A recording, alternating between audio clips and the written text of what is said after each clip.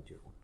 دیکھیں یہ جرم اسی لیے ہو رہا ہے کہ امت کو کہانی کرا دی گئی ہے کہ جس نے ایک دفعہ بھی کلمہ پڑھ لیا ہے اب جنت اس کی گارنٹیڈ ہے، جو مرضی کرتا رہے۔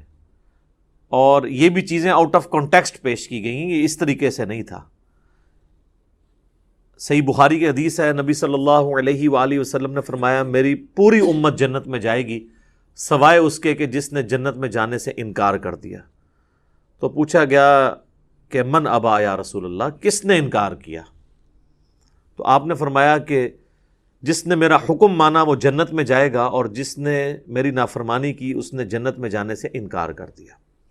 باقی وہ بات الگ ٹھیک ہے، بخاری اور مسلم میں حدیث ہے کہ نبی صلی اللہ علیہ وآلہ وسلم بار بار دوزخ کی طرف جائیں گے، اللہ تعالیٰ ان کے لیے تعداد مقرر کرے گا، اللہ کے اذن سے آخر میں اس شخص کو بھی جنت سے دوزخ سے نکال کے جنت میں لے آئیں گے کہ جس کے دل میں رائی کے دانے کے برابر بھی ایمان ہوگا۔ لیکن یہ کون سوچ سکتا ہے کہ کتنا عرصہ اس کو وہ جہنم میں وہ پیریڈ گزارنا پڑے گا۔ اللہم اجرنا من النار۔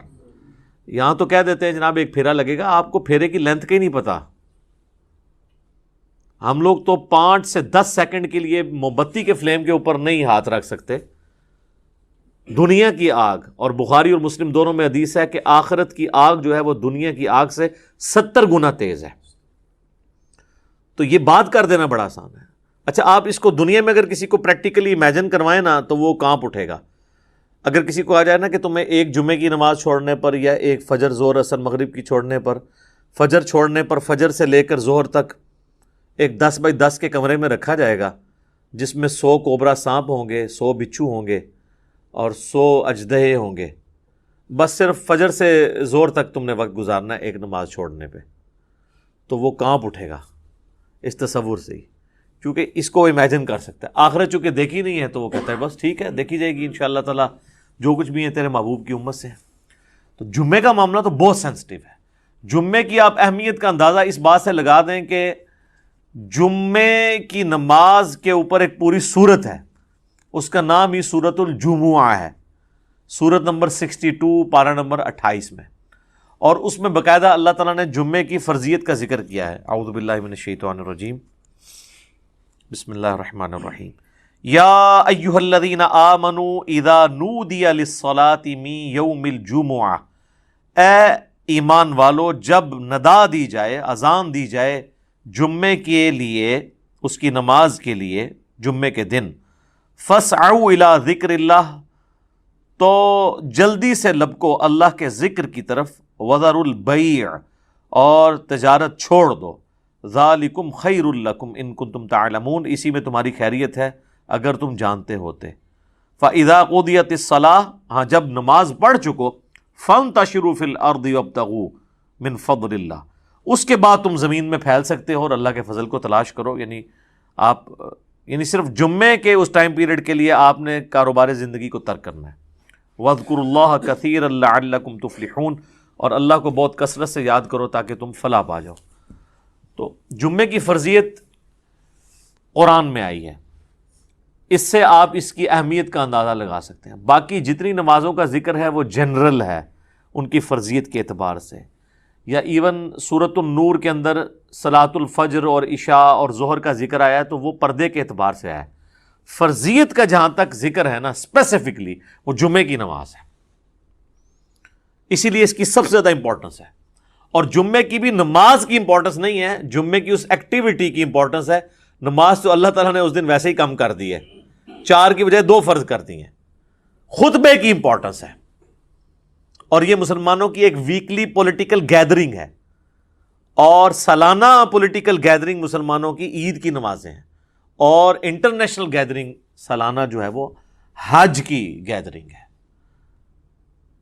یہ یعنی جمعے کے خطبے اس لیے نہیں ہے کہ یہاں پہ آپ نے لوگوں کو یعنی نکاح، طلاق اور استنجے کا طریقہ یہ ساری چیزیں بتانی ہیں، اصل میں پولیٹیکل ایشوز کو ایڈریس کرنے کے لیے، تاکہ لوگ ایک پیج کے اوپر آئیں مسلمان۔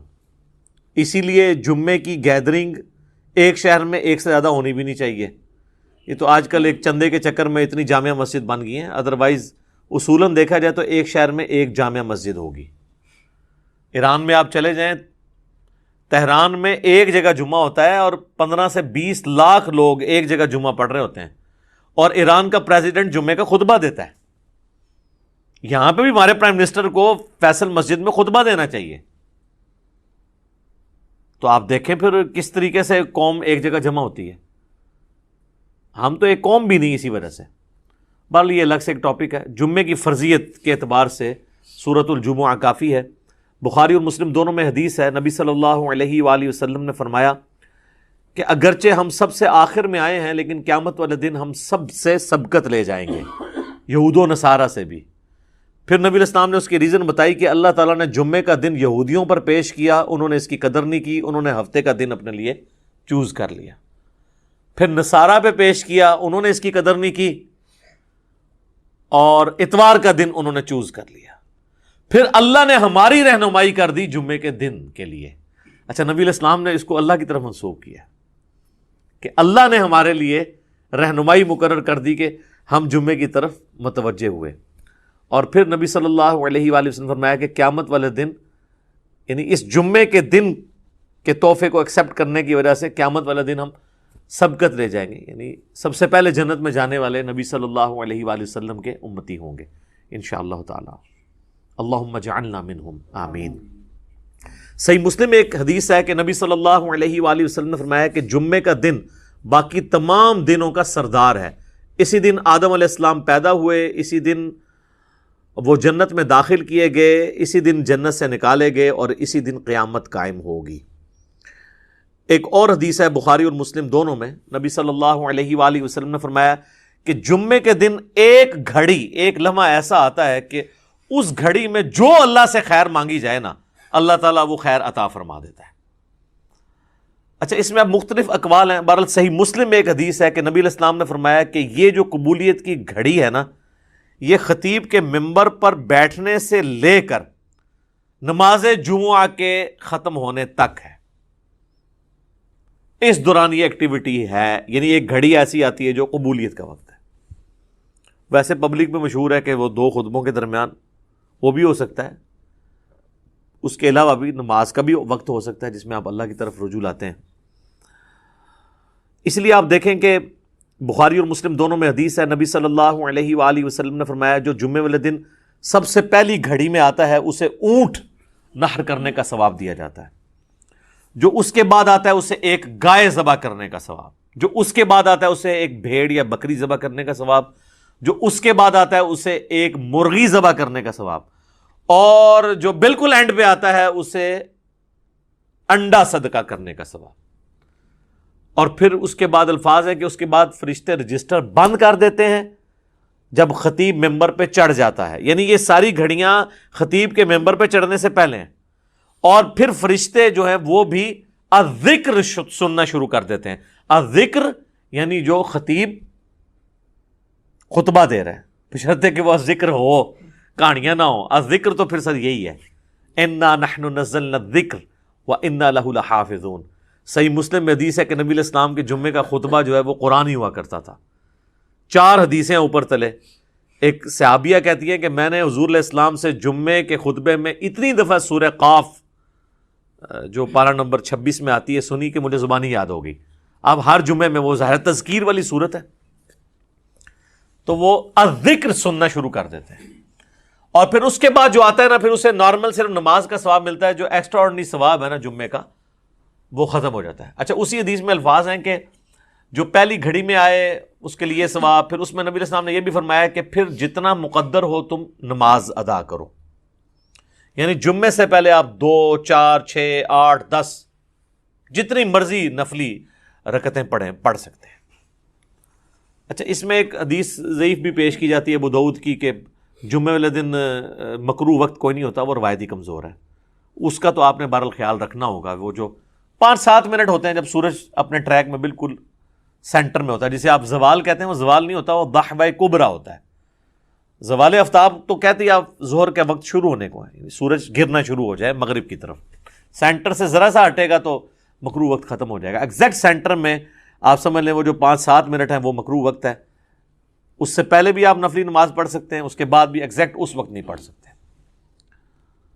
تو جتنی مقدر ہو پڑھو. البتہ بخاری اور مسلم میں حدیث ہے کہ جب خطیب جو ہے وہ خطبہ دے رہا ہو نا تو پھر آپ نے 2 رکعتیں پڑھنی ہے، اور اس وقت تک نہیں بیٹھنا جب تک وہ 2 رکعتیں نہ پڑھ لیں. یہ جمعے کے دن کا پروٹوکول ہے، عام نمازوں کے لیے نہیں ہے. اور 2 سے زیادہ پھر نہیں پڑھنی جب خطبہ شروع ہو جائے، کیونکہ اصل مقصد تو خطبہ سننا ہے. اور اگر خطبہ شروع نہیں ہوا تو صحابہ کا جو معمول ہے وہ کم از کم 4 رکھتے تھی جمعے سے پہلے، کم از کم 2 تو پڑھنی ہی پڑھنی ہے آپ نے. اور بعد میں صحیح مسلم میں آتا ہے کہ جس نے جمعے کے بعد نماز پڑھنی ہے وہ 4 رکعتیں پڑھے. 2 کر کے بھی پڑھ سکتے ہیں اور اکٹھی 4 بھی پڑھ سکتے ہیں، دونوں طریقے سے ثابت ہے. تو یہ جمعے کی رکعتیں میں نے بتا دی، یعنی ٹوٹل کتنی ہوئی؟ 8. 2 سنتیں پہلے، 2 فرض اور 4 سنتیں بعد میں. اور اگر آپ نے پہلے 4 سنتیں پڑھنی ہیں تو پھر 10 ہوگی. تو نبی صلی اللہ علیہ وآلہ وسلم نے یعنی یہ ترغیب دلائی ہے کہ جمعے والے دن خطیب کے ممبر پہ چڑھنے سے پہلے پہنچ جائیں. اب حنفیوں کی چونکہ تقریر انہوں نے لادہ کر لی ہوئی ہے تو حنفیوں کے لیے یہ نہیں ہوگا کہ عربی خطبہ سننا ہوگا. وہ بھی جب ممبر پہ خطیب چڑھتا ہے نا اردو خطبے کے لیے، تو اس کے بعد رجسٹر ان کے بند ہو جائیں گے. اب چونکہ انہوں نے اپنے پبلک کو پڑھایا ہوا ہے کہ یہ تقریر جو ہے یہ لادہ سے ہے، اصل عربی کے خطبے ہوتے ہیں، پھر لوگ کہتے ہیں پھر اصل ہی آگے سنیں گے جو ہمیں بھی سمجھ نہ آئے. اور معذرت کے ساتھ جو پڑھ رہے ہوتے ہیں ان کو بھی نہیں سمجھ ہوتی کہ وہ پڑھ رہے کیا ہیں. حقیقت بات ہے، کئی جو ائمہ ہیں آپ ان سے کہنا یہ جو تم نے عربی خطبہ پڑھا اس کا ترجمہ بتاؤ کیا ہے. تو جب پڑھنے والے کو بھی نہیں پتا تو سننے والے کو کیا پتا ہوگا. اس لحاظ سے اہل حدیث نے یہ ٹھیک کیا ہے کہ انہوں نے خطبے تو 2 ہی رکھے اور اللہ کی حمد اور درود کو عربی میں رکھا، باقی انہوں نے جو واعظ اور تقریر جو مقصد تھا تذکیر کرنا اسے اپنی نیٹو لینگویج میں کر دیا، اردو کے اندر، انگلش کے اندر. یہی طریقہ ٹھیک ہے. تو حنفیوں نے وہ تقریر ایک تیسرا خطبہ ایڈ کر دیا اور وہ بھی پھر بیٹھ کے شروع ہو گیا. حالانکہ خطبہ تو کھڑے ہو کے ہوتا ہے جمعے کا، بیٹھ کے تو آپ دے نہیں سکتے. اور اس میں آپ نے سہارا لے کے کھڑا ہونا ہے. وہ کھڑا سہارا ہو کے اس لیے ہوتا ہے کہ تقریر تھوڑی لمبی ہو تو آپ مطلب سہارا لے سکیں. انہوں نے بیٹھ کے خطبہ شروع کر دیا، تو یہ بھی ایک خلاف سنت چیز ہے. بہرحال جمعے کی نماز کی امپورٹنس اس حوالے سے آپ نے ذہن میں رکھنی ہے. باقی جمعے میں جمعے کی نماز اور اس کی تقریر کے علاوہ 2 اعمال ایسے ہیں جو اسپیسیفکلی اہمیت کے حامل ہیں. المستدرک للحاکم میں صحیح سند سے یہ حدیث ہے، مشکات کے اندر بھی موجود ہے، کہ جو شخص سورۃ الکہف کی تلاوت کر لے جمعے کے دن تو اگلے جمعے تک اس کے لیے ایک نور اللہ کی طرف سے مقرر ہو جائے گا. اور ابو داؤد میں ایک حدیث ہے، مشکات میں بھی ہے، سنن نسائی میں بھی، ابن ماجہ میں بھی، کہ نبی صلی اللہ علیہ وآلہ وسلم نے فرمایا کہ جمعے کا دن جو ہے یہ یوم مشہود ہے، یعنی اللہ کے حضور اعمال پیش ہونے کے اعتبار سے. اور اس دن آدم علیہ السلام پیدا ہوئے اور یہ تمام دنوں کا سردار ہے. تم اس دن مجھ پر کثرت سے درود پڑھو، تمہارا درود مجھ پر پیش کیا جائے گا.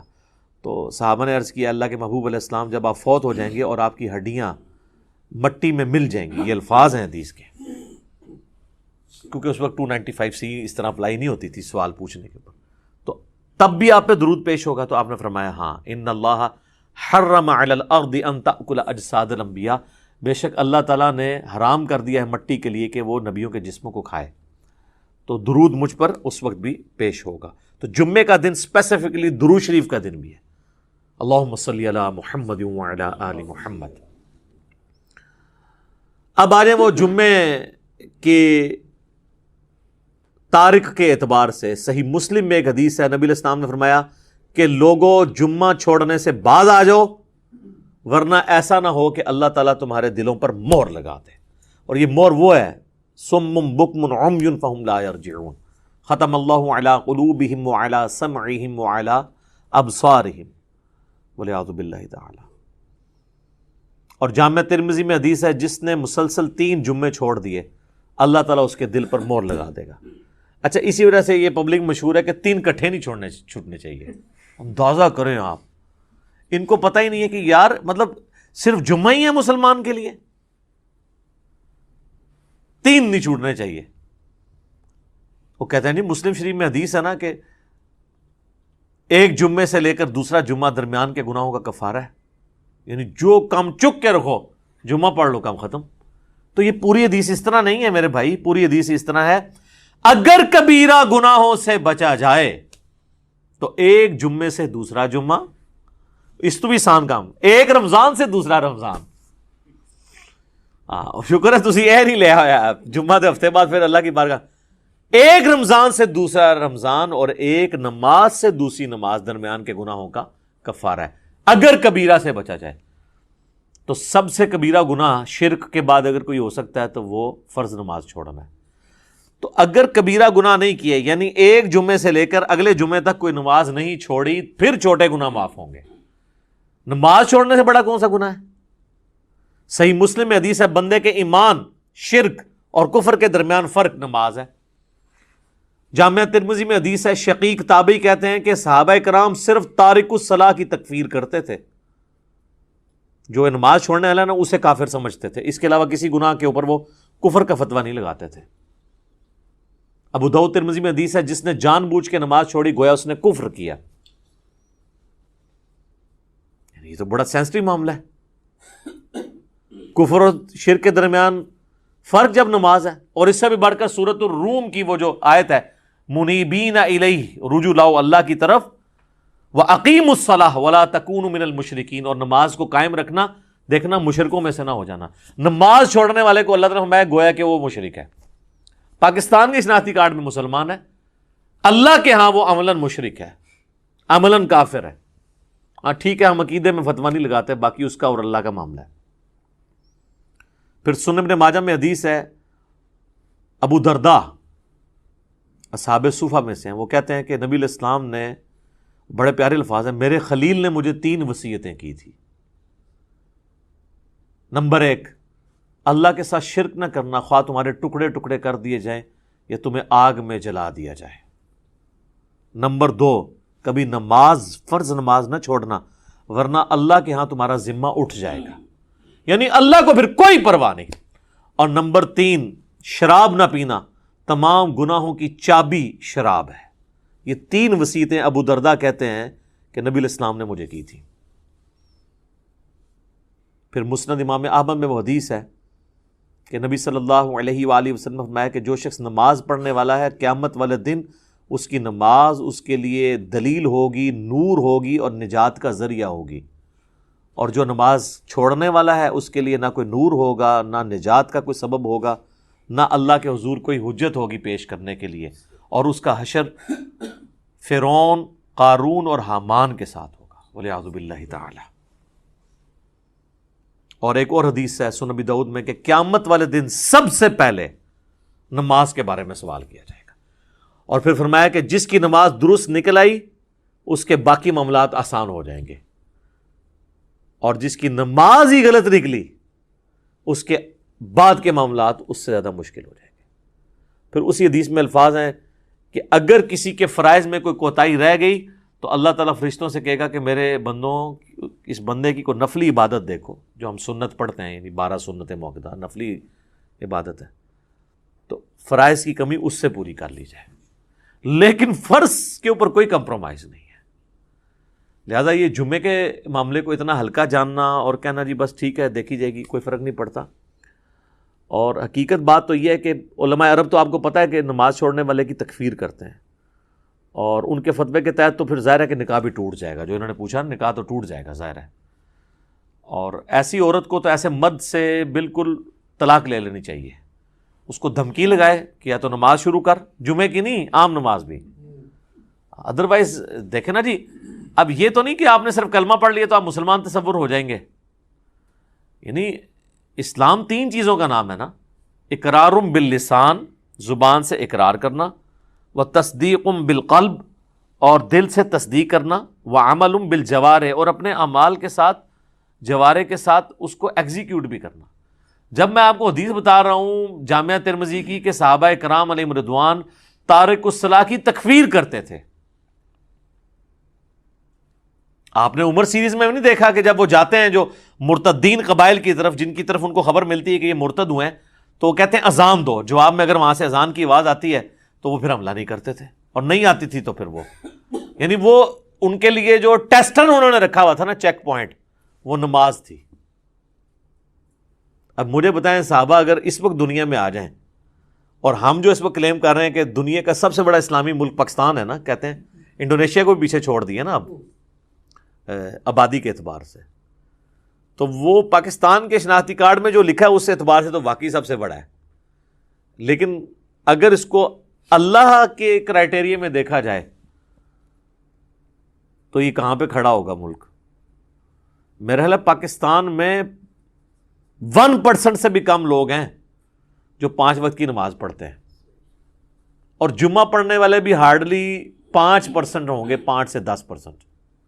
اور یہ یہاں پہ ایشو ہے، ورنہ سعودیہ میں آپ چلے جائیں تو آپ کو یہ ریشو 80% پلس نظر آئے گی. انڈونیشیا، ملیشیا میں 80% زیادہ لوگ عام نماز بھی پڑھتے ہیں. جمعہ چھوڑنے کا تو کوئی تصور ہی نہیں ہے وہاں پہ،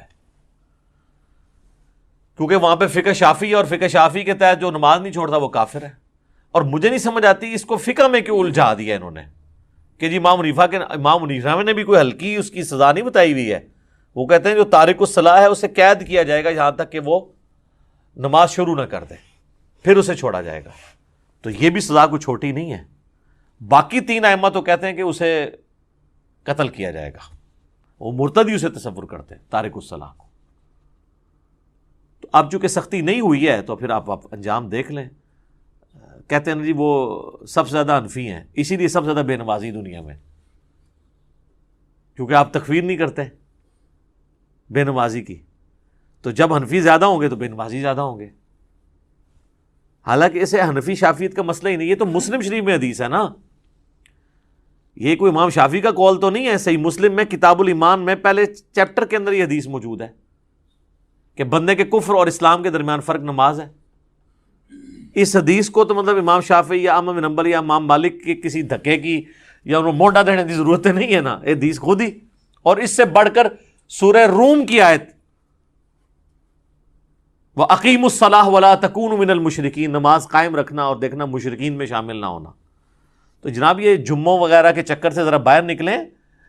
جمعے والی بات تو یعنی یہ تو بہت بڑی بات ہے. عام نماز بھی اگر کوئی شخص چھوڑتا ہے، تارک الصلاۃ ہے، تو وہ قانوناً تو اسلام کی روح سے تو وہ اسلام سے خارج ہو جائے گا، الا یہ کہ وہ توبہ کر لے. ویسے تو یہ چھوٹے موٹے، ویسے تو ان کو یہ پڑھایا ہوا ہے کہ اگر کوئی بریلوی دیوبندی کے پیچھے جا کے نماز پڑھ لے یا اس کا نماز جنازہ تو اس کا نکاح ٹوٹ جاتا ہے، تجدید ایمان بھی اسے کرنا پڑتا ہے. اس سے کبھی یہ نہیں بتایا گیا کہ تو نماز نہیں پڑھتا تو اس پہ بھی تیرا نکاح ٹوٹے گا. کتنا یا دیکھیں آپ کتنا بڑا مسئلہ ہے.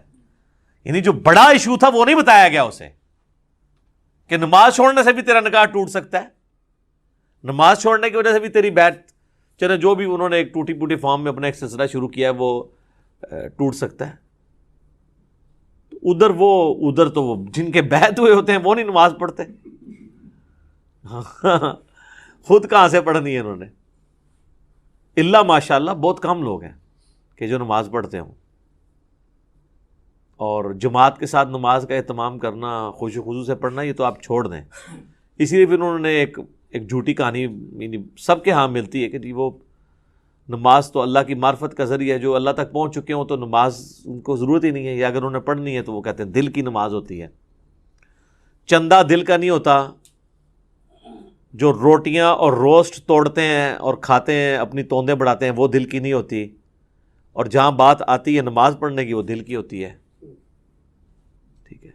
اور نماز پڑھنے کے لیے جاتے ہیں مکے مدینے، پیشاب کرنے کے لیے اپنے ٹوائلٹ میں جاتے ہیں. ان کے تو ٹوائلٹس کو لگائیں تالے. انہوں کو جتنے نماز پڑھنی ہے استنجا بھی اتنے ہی کرو جا کے روحانی طور پہ. تم لگ پتہ جائے گا روحانی طور سے کدھر جا.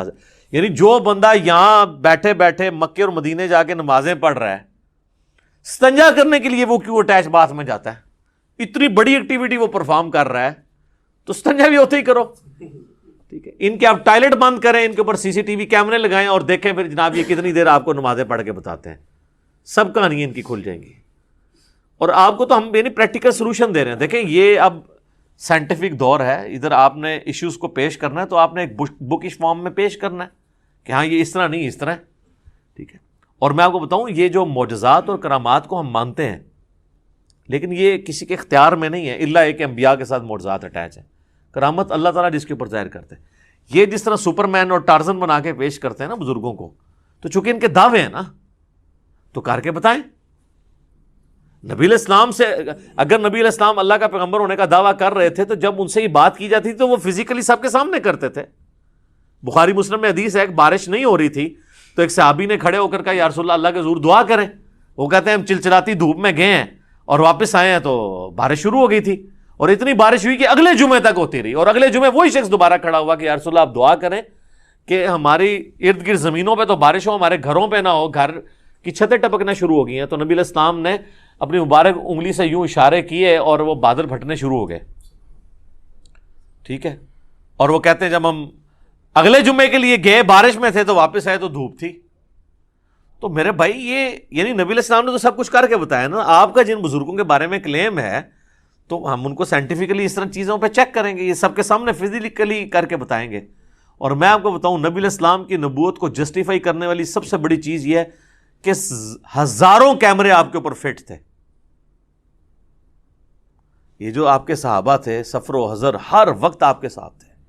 اگر آپ کے کریکٹر میں کہیں ذرا سی بھی جھول ہوتی نا تو آپ کی وفات کے بعد آپ کے وہ ساتھی جو جانثار ہمیشہ سے آپ کے ساتھ تھے، ایک تو وہ تھے نا جو فتح مکہ پہ طلقاء بنے، معافیاں مانگی، اور ایک حضور کا غلبہ دیکھ کے اسے ایک سردار کا غلبہ تصور کرتے ہوئے اذا جاء نصر اللہ والفتح کے تحت وہ اسلام میں داخل ہو گئے۔ وہ موٹیویشنل تو ان کا ایمان نہیں تھا، لیکن جو سابقون الاولون جو شروع سے حضور کے ساتھ اٹیچ تھے، جو بندہ ساتھ اٹیچ ہوتا ہے نا جی، اس کو اس بندے کی کمزوریاں اور خوبیاں پتہ ہوتی ہیں۔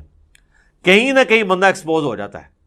جس کے ساتھ ہزاروں لوگ اٹیچ ہوں اور حضور کی وفات کے بعد ان میں سے کوئی بندہ ٹس سے مس نہ ہو، اور کمٹمنٹ کا یہ لیول ہو کہ ہزاروں لوگ جب اس دین کو چھوڑ جائیں تو چند مٹھی بھر لوگ اتنے کانفیڈنٹ ہوں کہ ہمارے نبی نے ہم سے وعدہ کیا تھا کہ رومن اور پرشین امپائر گرے گی، ہم تھوڑے سے ہی لیکن ہم ٹکرائیں گے، اللہ ہمیں فتح دے گا، یہ کانفیڈنس لیول ہو۔ یہی نبی علیہ السلام کی المستدرک الحاکم میں صحیح سند سے یہ حدیث ہے، مشکات کے اندر بھی موجود ہے کہ جو شخص سورۃ الکہف کی تلاوت کر لے جمعے کے دن تو اگلے جمعے تک اس کے لیے ایک نور اللہ کی طرف سے مقرر ہو جائے گا۔ اور ابو داؤد میں ایک حدیث ہے، مشکات میں بھی ہے، سنن نسائی میں بھی، ابن ماجہ میں بھی، کہ نبی صلی اللہ علیہ وآلہ وسلم نے فرمایا کہ جمعے کا دن جو ہے یہ یوم مشہود ہے، یعنی اللہ کے حضور اعمال پیش ہونے کے اعتبار سے، اور اس دن آدم علیہ السلام پیدا ہوئے اور یہ تمام دنوں کا سردار ہے، تم اس دن مجھ پر کثرت سے درود پڑھو، تمہارا درود مجھ پر پیش کیا جائے گا۔ تو صحابہ نے عرض کیا اللہ کے محبوب علیہ السلام جب آپ فوت ہو جائیں گے اور آپ کی ہڈیاں مٹی میں مل جائیں گی، یہ الفاظ ہیں حدیث کے، کیونکہ اس وقت 295 اس طرح اپلائی نہیں ہوتی تھی سوال پوچھنے کے اوپر، تو تب بھی آپ پہ درود پیش ہوگا۔ تو آپ نے فرمایا ہاں ان اللہ حرم علی الارض ان تأکل اجساد الانبیاء، بے شک اللہ تعالیٰ نے حرام کر دیا ہے مٹی کے لیے کہ وہ نبیوں کے جسموں کو کھائے، تو درود مجھ پر اس وقت بھی پیش ہوگا۔ تو جمعے کا دن اسپیسیفکلی درود شریف کا دن بھی ہے، اللہم صلی علی محمد وعلی آل محمد۔ اب آ جائیں وہ جمعے کے تاریخ کے اعتبار سے، صحیح مسلم میں ایک حدیث ہے، نبی علیہ السلام نے فرمایا کہ لوگوں جمعہ چھوڑنے سے بعد آ جاؤ ورنہ ایسا نہ ہو کہ اللہ تعالیٰ تمہارے دلوں پر مہر لگا دے، اور یہ مہر وہ ہے صم بکم عمی فہم لا یرجعون، ختم اللہ علی قلوبہم وعلی سمعہم وعلی ابصارہم والعیاذ باللہ تعالی۔ اور جامع ترمذی میں حدیث ہے جس نے مسلسل 3 جمعے چھوڑ دیے اللہ تعالیٰ اس کے دل پر مہر لگا دے گا۔ اچھا اسی وجہ سے یہ پبلک مشہور ہے کہ 3 کٹھے نہیں چھوٹنے چاہیے۔ اندازہ کریں آپ، ان کو پتہ ہی نہیں ہے کہ یار مطلب صرف جمعہ ہی ہے مسلمان کے لیے، 3 نہیں چھوٹنے چاہیے۔ وہ کہتے ہیں نہیں مسلم شریف میں حدیث ہے نا کہ ایک جمعے سے لے کر دوسرا جمعہ درمیان کے گناہوں کا کفارہ ہے، یعنی جو کام چک کے رکھو جمعہ پڑھ لو کام ختم۔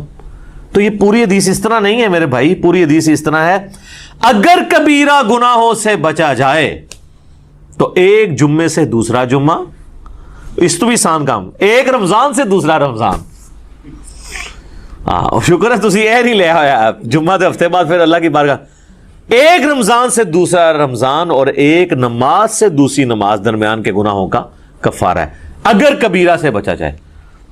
تو سب سے کبیرہ گناہ شرک کے بعد اگر کوئی ہو سکتا ہے تو وہ فرض نماز چھوڑنا ہے۔ تو اگر کبیرہ گناہ نہیں کیے یعنی ایک جمعے سے لے کر اگلے جمعے تک کوئی نماز نہیں چھوڑی، پھر چھوٹے گناہ معاف ہوں گے۔ نماز چھوڑنے سے بڑا کون سا گناہ ہے؟ صحیح مسلم میں حدیث ہے بندے کے ایمان، شرک اور کفر کے درمیان فرق نماز ہے، جامعہ ترمذی میں حدیث ہے، شقیق تابعی کہتے ہیں کہ صحابہ کرام صرف تارک الصلاح کی تکفیر کرتے تھے، جو نماز چھوڑنے والا نا اسے کافر سمجھتے تھے، اس کے علاوہ کسی گناہ کے اوپر وہ کفر کا فتویٰ نہیں لگاتے تھے۔ ابو داؤد ترمذی میں حدیث ہے، جس نے جان بوجھ کے نماز چھوڑی گویا اس نے کفر کیا۔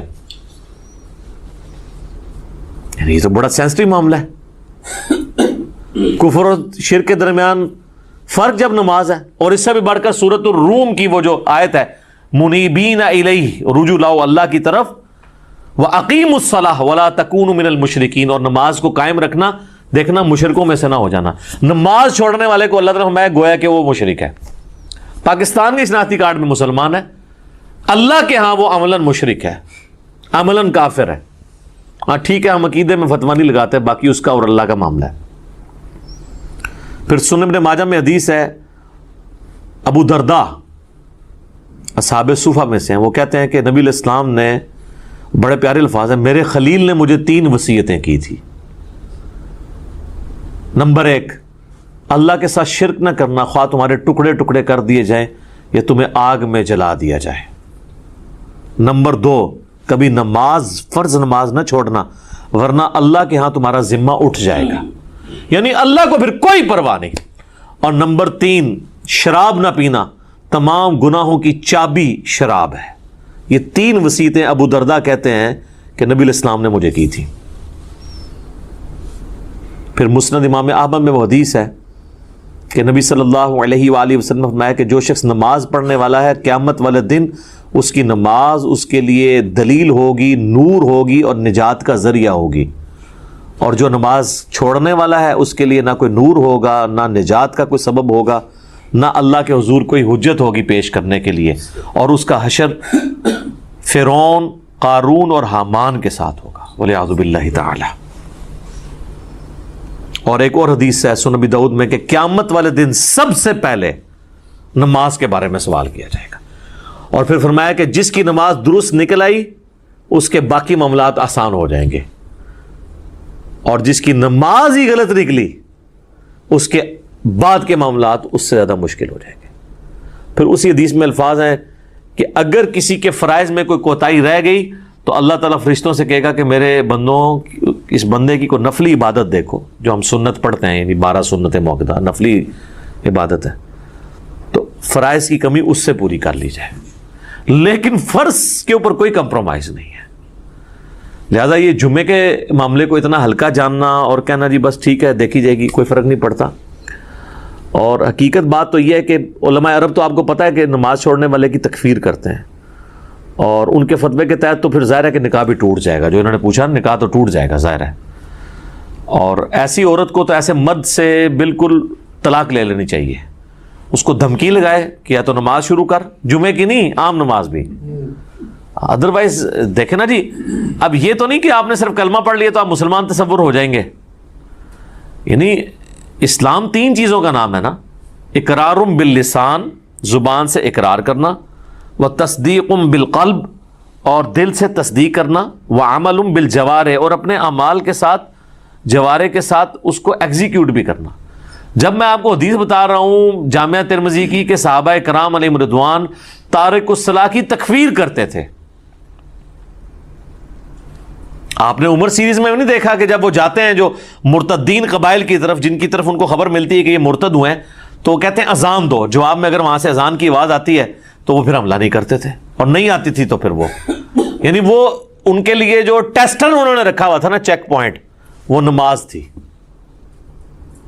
اب مجھے بتائیں صحابہ اگر اس وقت دنیا میں آ جائیں، اور ہم جو اس وقت کلیم کر رہے ہیں کہ دنیا کا سب سے بڑا اسلامی ملک پاکستان ہے نا، کہتے ہیں انڈونیشیا کو بھی پیچھے چھوڑ دیا نا اب آبادی کے اعتبار سے، تو وہ پاکستان کے شناختی کارڈ میں جو لکھا ہے اس اعتبار سے تو واقعی سب سے بڑا ہے، لیکن اگر اس کو اللہ کے کرائٹیریا میں دیکھا جائے تو یہ کہاں پہ کھڑا ہوگا ملک؟ میرا خیال ہے پاکستان میں 1% سے بھی کم لوگ ہیں جو 5 وقت کی نماز پڑھتے ہیں، اور جمعہ پڑھنے والے بھی ہارڈلی 5% ہوں گے، 5 سے 10%، اور یہ یہاں پہ ایشو ہے، ورنہ سعودیہ میں آپ چلے جائیں تو آپ کو یہ ریشو 80% پلس نظر آئے گی۔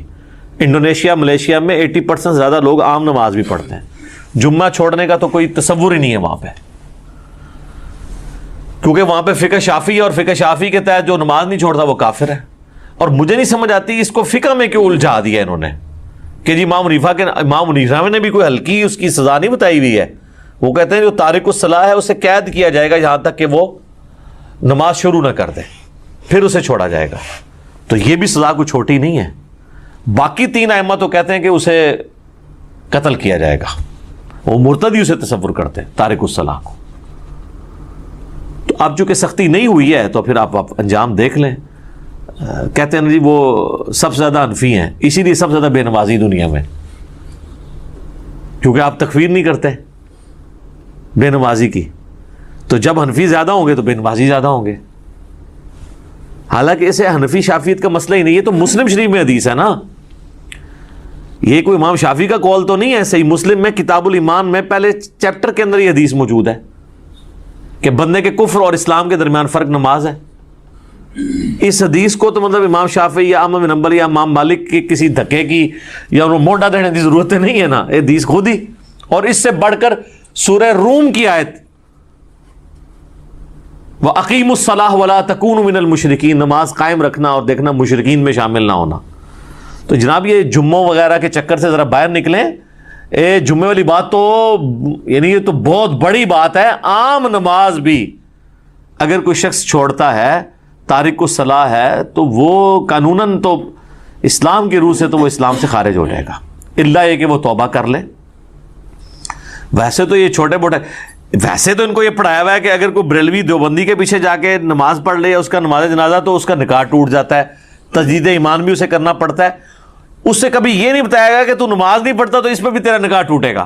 کتنا یار دیکھیں آپ کتنا بڑا مسئلہ ہے، یعنی جو بڑا ایشو تھا وہ نہیں بتایا گیا اسے کہ نماز چھوڑنے سے بھی تیرا نکاح ٹوٹ سکتا ہے، نماز چھوڑنے کی وجہ سے بھی تیری بیعت، چلے جو بھی انہوں نے ایک ٹوٹی پوٹی فارم میں اپنا ایک سلسلہ شروع کیا ہے وہ ٹوٹ سکتا ہے۔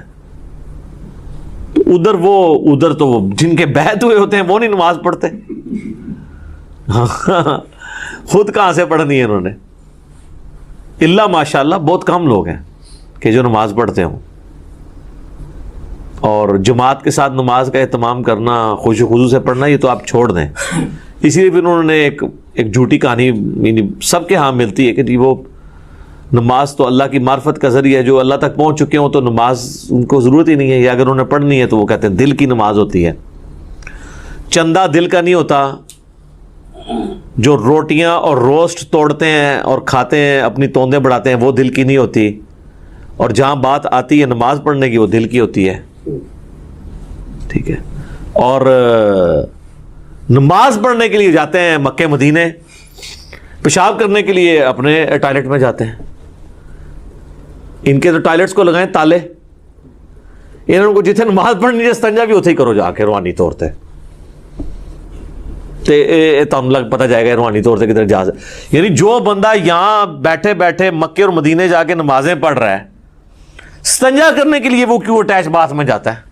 اتنی بڑی ایکٹیویٹی وہ پرفارم کر رہا ہے تو استنجا بھی ہوتے ہی کرو۔ ٹھیک ہے، ان کے آپ ٹوائلٹ بند کریں، ان کے اوپر CCTV کیمرے لگائیں اور دیکھیں پھر جناب یہ کتنی دیر آپ کو نمازیں پڑھ کے بتاتے ہیں، سب کہانیاں ان کی کھل جائیں گی۔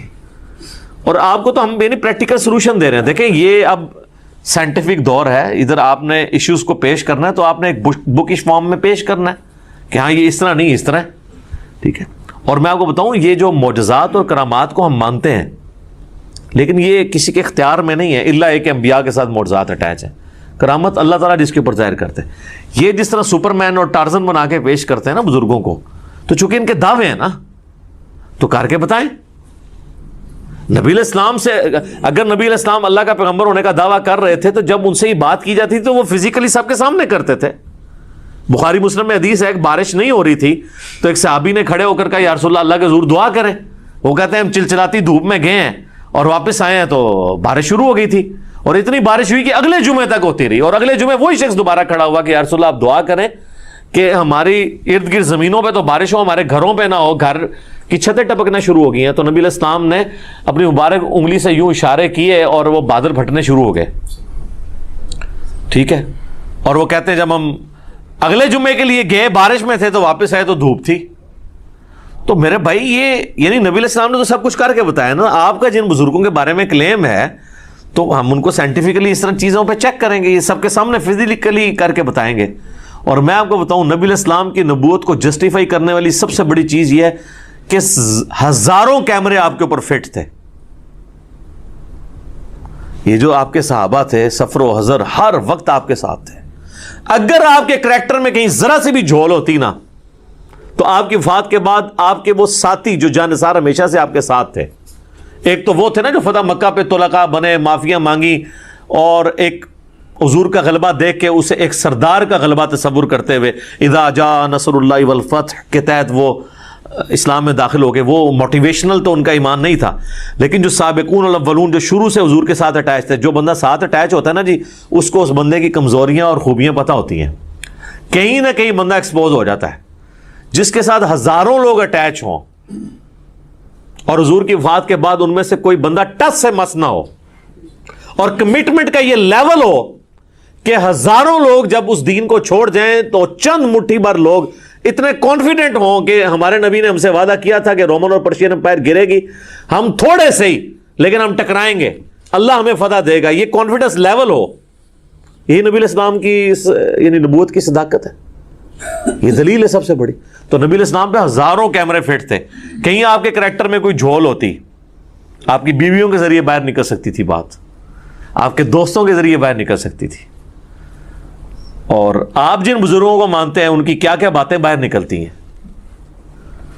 پرانوں کی نکلتی تھی, وہ میں نے نکال دی ہیں, اور نیوں کی تو اس لیے نکل رہی ہیں کہ پرانے زمانے میں بھی اگر ان کو اسی طریقے سے پرانوں کو بھی چیک کیا جاتا کریٹیکلی کیمروں کے ذریعے یا باقی معاملات کے ذریعے, تو آپ دیکھ لیتے کہ ان کے بھی ماشاءاللہ الا ماشاءاللہ اچھے لوگ بھی ہوں گے. میں نے یہ نہیں کہتا کہ برے لوگ ہی ہیں سارے, لیکن یہ ہے کہ یہ بڑی مشکل سے حسن ظن قائم رہتا ہے کہ آپ اتنے یعنی عجیب و غریب قسم کے دعوے کرتے ہیں. اور آپ دیکھ لینا وہ ہمارے بھائی نے انڈرسٹینڈ اسلام کے اوپر وہ جو ویڈیو اپلوڈ کی ہے کہ بزرگ جو ہیں وہ استنجے کے لیے پتھر مانگ رہے ہیں تو وہ جس چیز کی طرف جاتا ہے وہ سونا بن جاتا ہے. اور پھر وہ جناب یہ بھی بتا رہے ہیں کہ حضرت وہ کہنے لگے جی بال بڑھ گئے تھے, انہوں نے کہا تیرے نبی کی سنت ٹوٹ رہی ہے تو اس لیے مجھے کچھ پیسے دے دے. یار اللہ کے بندو, وہ کہتے ہیں سال ہوا ہے کچھ